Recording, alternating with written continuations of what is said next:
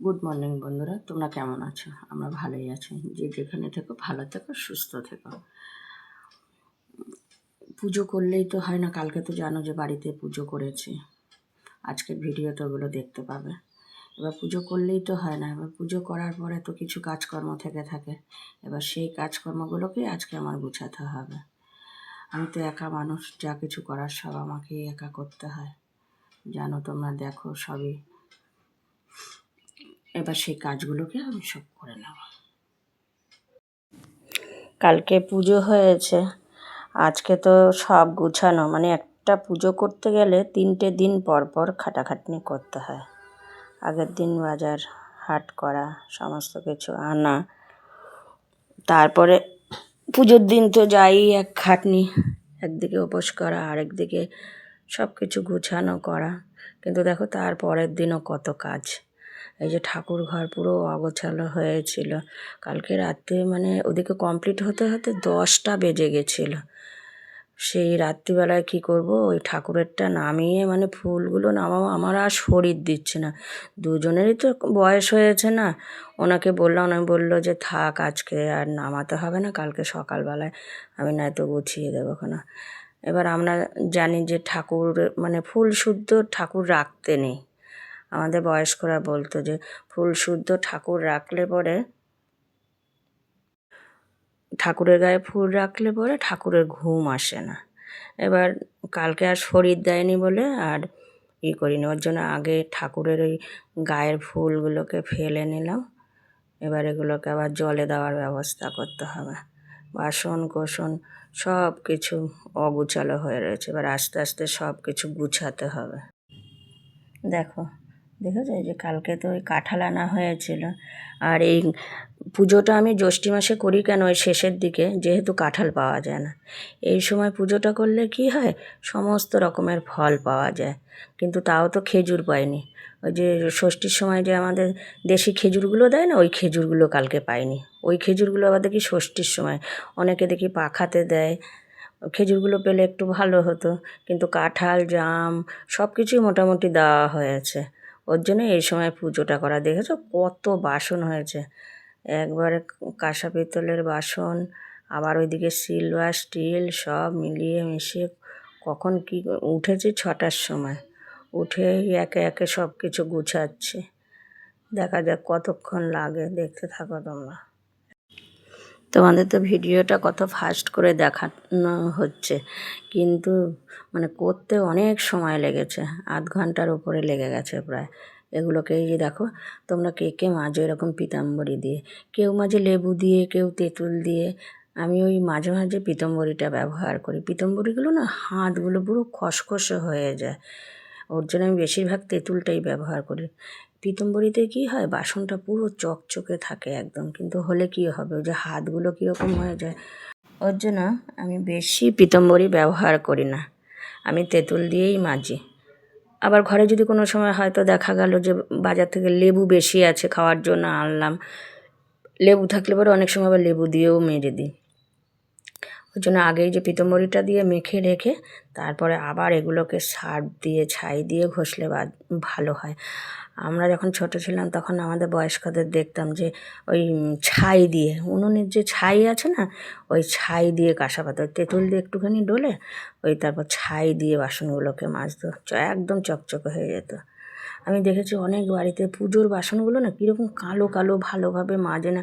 কিন্তু কি বলো তো, ওই আমরা মানে ছোটোর থেকে তো বয়স্কদের দেখে এসেছি যেরকম বাসন চকচকে লাগবে।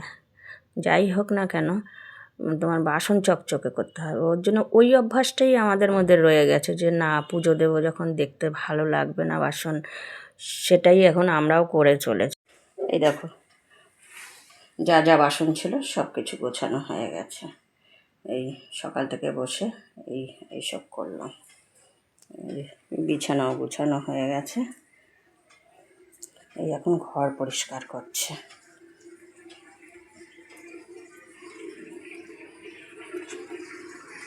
এই যে বাইরে জল দেওয়া হয়ে গেছে, সব পরিষ্কার করে। এই যেগুলো সব ছিল এগুলো ধোয়াধুয়ি করতে হলো। মতো পেলে সকাল থেকে কত কাজকর্ম করলাম। এবার একটু শান্তির জন্য একটুখানি চা খেয়ে নিই। চা খেয়ে আবার শুরু করবো কাজকর্ম। এই দেখুন স্নান করে চলে এসেছি, এখন একটু চা খাবো। ঘর অন্ধকার করে চুপচাপ বসে রয়েছে, এত গরম লাগছে, স্নান করে এসে বসলাম আর কি। কালকে থেকে এত খাটাখাটনি, ওর জন্য আজকে আর রান্নার ঝামেলাতেই গেলাম না। কর্তামশাই বললো যে আজকে যেহেতু ওখানে তো মাংস করে, ওই আমরা যেখান থেকে হোম ডেলিভারি খাই, ওরা রোববার আর বুধবারে মাংস দেয়।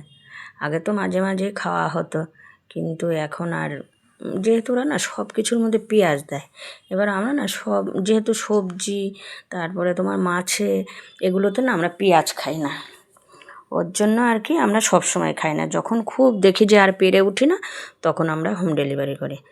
তখন ওই আজকে সকালবেলা কর্তামশাই বলছে থাক গিয়ে, কালকে এত খাটাখাটনি হয়েছে, আজকে তাহলে হোম ডেলিভারিতে বলে দাও। আমারও আর বাজারে যেতে ভালো লাগছে না, তাহলে ওই করো। এবার এই দেখো খেতে বসেছে, এই দেখো কী কী দিয়েছে দেখেছো। আমাদের খাবারগুলো না 60 টাকা করে নেয়, কিন্তু খুব ভালো খাবার দেয় জানো। ওই যে দিয়েছে মসুরির ডাল সেদ্ধ দিয়েছে, এর আগে একদিন দিয়েছিল মসুরির ডালের সাথে চিংড়ি মাছ দিয়ে, খুব ভালো লেগেছিলো। দেখি আজকে তো ডাল সেদ্ধ করেছে, আর ওই বেসন দিয়ে পেঁয়াজ দিয়ে পেঁয়াজি করেছে, তারপরে লেবু দিয়েছে, গন্ধ লেবু দিয়েছে, তারপর স্যালাড দিয়েছে, শশার দিয়ে পেঁয়াজ দিয়ে দিয়েছে, মাংস দিয়েছে, আর একটা পাঁচমিশালি তরকারি দিয়েছে। এখন ওই ওর জন্য আর কি এগুলো পুরো খাবো না, মানে পুরো সবগুলো আর কি, কেননা এখান থেকে তো ডাল সিদ্ধ আছে, ভাজা আছে, মাংস আছে, ওই দিয়েই মোটামুটি এই বেলাটা খেয়ে নেবো। একটা তরকারি রেখে দেবো, তাহলে কি রাত্রিরে আর আমার কিছু মানে কটা রুটি করলে পরে হয়ে যাবে। আর এখন তো আম কাঁঠালের দিন, ঘরে আম আছে, কলা আছে, যাই হোক একটু রুটি দেখবে যে কোনো মিষ্টি জিনিস দিয়ে একটু খেতে ভালো লাগে। যেহেতু তরকারিটা রেখে দেবো, আর ভাত যদি থাকে তো থাকলো, আর না থাকে তো না থাকবে, ওই রাত্রেবেলায় করে নেব তরকারিটা দিয়ে, ওই দিয়ে খাওয়া হয়ে যাবে। এখন কি করব, কিছু তো করার নেই। কালকে তো আমাদের বাড়ি থেকেও সবাই এসেছিলো, বৌমা এসেছিলো, ভাসুরজি এসেছিলো, তাই ওরা বলছিল যে তোমাদের এখানে না লোকগুলো খুব ভালো, যে ওরা সব হাতে হাতে করে দেয়।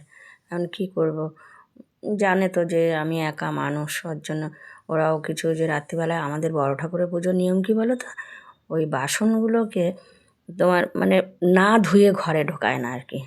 এমনকি এই যে প্রসাদ যে খাবো, প্রসাদ খেয়ে স্নান করে তারপরে আমরা বাড়িতে ঢুকেছি, যেহেতু আমাদের ওগুলো ধরা হয়েছে, গায়ে পড়েছে, জামা কাপড়ে যদি লেগে থাকে, ওর জন্য একবার আমরা জানো, যার জন্য কি ওরা যতটা পেরেছে করে দিয়ে গেছে, তারপরে আমরা জল ঢেলে ধুয়ে টুয়ে সব কিছু করে দিয়ে গেছি।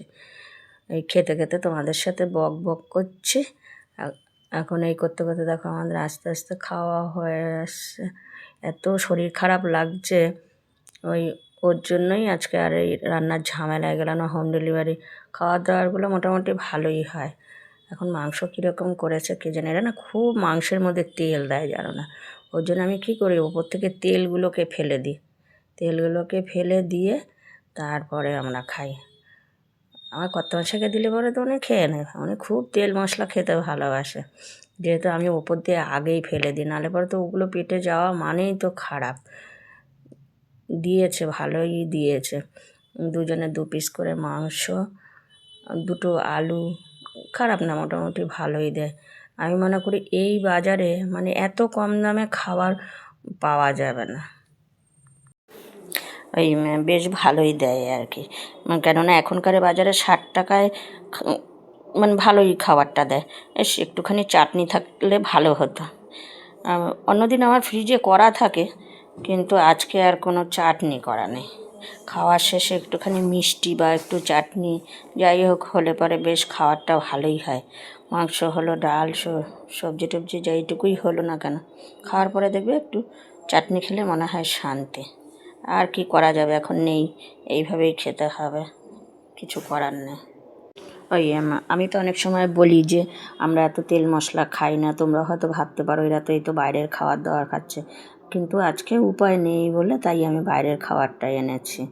কি করব, কোনো উপায় নেই।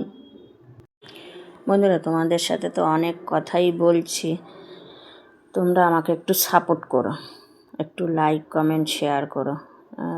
দেখো এই বয়সে এখানে আসা মানে বুঝতেই তো পারছো। আর এই যে যারা ইউটিউব করে তারা জানেন যে মানে এই সারাক্ষণ ক্যামেরা ধরে কতটা কষ্ট হয়। তোমরা যদি আমাকে একটু সাপোর্ট করো তাহলে আমি একটু এগিয়ে যেতে পারবো। এই এখন খাচ্ছি, মনে হচ্ছে না যে খাওয়া দাওয়া করি, এখন মনে হচ্ছে কি খুব ঘুম পাচ্ছে। শরীরে একটু রেস্ট নিলে পরে ঠিক হবে। ওই তোমরা তো জানো যে আমার একটা বড় অপারেশন হয়েছে। এখন ওর পর থেকে দেখছি যে এখন মানে বেশি উপোস করতে পারছি না। আমি তাই ওই কালকে বলছিলাম যে পুজো দিতে দিতেই বলছিলাম ঠাকুরকে যে যদি আমি সামনের বছর না পারি তাহলে আমি বাইরে পুজোটা দিয়ে দেব। অনেক জায়গায় সেই বড় ঠাকুরের মন্দির আছে, তো ওইখানেও দেখি সবাই যারা না পারে আর কি উপোস করে ওখানে পুজো দিয়ে দেয়। কী করব বলো, এখন বয়সও তো হয়েছে, একা মানে পেরে উঠি, যদি না পেরে উঠি তখন তো বাইরেই পুজোটা দিতে হবে, কি করা যাবে। আর এখন আর শরীর দিচ্ছে না, ওর জন্য এখন খাওয়া দাওয়া করে একটু রেস্ট করতে হবে। কিছুদিন এই শরীর দুর্বলের জন্য নার্ভের ওষুধ খেলাম, এখন ভিটামিন ডি খেলাম, তারপর মাল্টিভিটামিন খেলাম, কিন্তু তারপরেও দেখছি যে শরীরের নার্ভগুলো না, তাই আমি ভাবছি যে একটুখানি তোমার এক্সারসাইজ করবো। এখন বয়স হয়ে গেলে পরে দেখবে অনেক ডাক্তাররাই বলছে যে এক্সারসাইজের জন্য। এখন দেখি আমাদের এখানে একটা এক্সারসাইজের মানে ব্যায়ামের একটা স্কুল আছে, ভাবছি যে ওখানে ভর্তি হব। দেখি, কেননা দেখলাম তো 3 মাস ওষুধ খেয়ে দেখলাম যে কিছুই আমার আবারও হচ্ছে। বন্ধুরা, আজকে এই পর্যন্তই। সবাই ভালো থাকবে, সুস্থ থাকবে আর আমাদের পাশে থাকবে। দেখা হচ্ছে নতুন একটা দিন, নতুন একটা সকাল। আমাকে একটু সাপোর্ট করো তোমরা। তোমরা একটু লাইক কমেন্ট আর শেয়ার করে দিও, আমাকে সাবস্ক্রাইব করো।